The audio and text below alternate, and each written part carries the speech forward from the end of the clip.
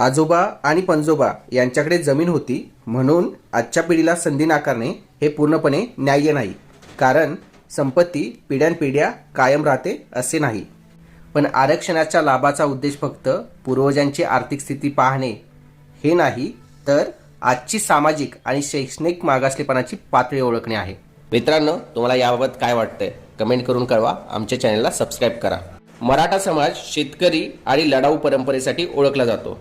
ऐतिहासिक काळात सत्ता, जमीन, आर्थिक ताकद या गोष्टीमुळे मराठा समाज खूपच प्रगत आणि आर्थिकदृष्ट्या ताकदवान मानला गेला.